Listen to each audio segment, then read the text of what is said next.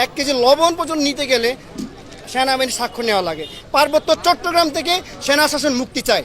আমি ডিআইউ থেকে honours masters করতেছি, কিন্তু একটা বিষয়, আমি যখন বান্দরবানে গেলাম এবারে প্রত্যেকটা জায়গায় চেকপোস্ট, এবং আমি যখন গেলাম আমাকে জিজ্ঞাসা করা হলো আমি একজন ত্রিপুরা, আমার আইডি কার্ড দেখা হলো, আমাদেরকে নামিয়ে দেওয়া হলো, ব্যাগ চেক করা হলো, অথচ আমি বাংলাদেশের নাগরিক, আমি আমি আমার জন্ম রুমাতে বান্দরবনে, কিন্তু সেনা শাসন কেন?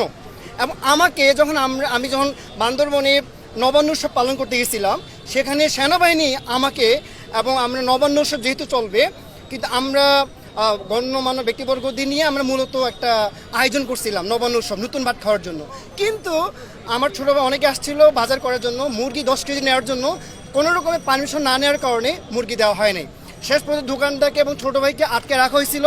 আমি পরবর্তী গেলাম সেনাবাহিনীর সাথে, এবং তিনি লেফটেন্যান্ট ছিলেন। আমি তাকে বললাম, স্যার আমি একটু কথা বলতে চাই। তিনি কথা বলতে দেন নাই। তুমি কাকে খাওয়াতে যাচ্ছ?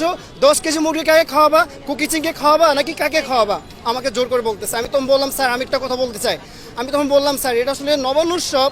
আমি লেফটেন্যান্টকে বোঝানোর চেষ্টা করছিলাম, স্যার আমার কথা একটু আমাকে একটু বলার সুযোগ দেন। আমি তাই বলছিলাম, স্যার দেখুন আমরা এটা আসলে কোনোভাবে আমরা নবান্ন উৎসবের জন্য মূলত এটা আয়োজন করা, কেন আপনারা 10 কেজি মুরগির জন্য আপনাকে স্বাক্ষর নেওয়া লাগবে? শুধু 10 কেজি স্বাক্ষর মুরগি না, 1 কেজি নাপ্পি এবং 1 কেজি লবণ পর্যন্ত নিতে গেলে সেনাবাহিনীর স্বাক্ষর নেওয়া লাগে। সেখানে শুধু এটা সমাপ্ত নয়, এবং প্রত্যেকটা লিস্ট তারা চেক করতো। এটা কেমন নির্মম এক দেশে একটা সমতল একটা শাসন এবং পার্বত্যাঞ্চল একটা শাসন। আমি খুবই তীব্র নিন্দা জানাই এবং প্রতিবাদ জানাই। এই সেনা শাসন থেকে আমার মুক্তি চাই। পার্বত্য চট্টগ্রাম থেকে সেনা শাসন মুক্তি চাই।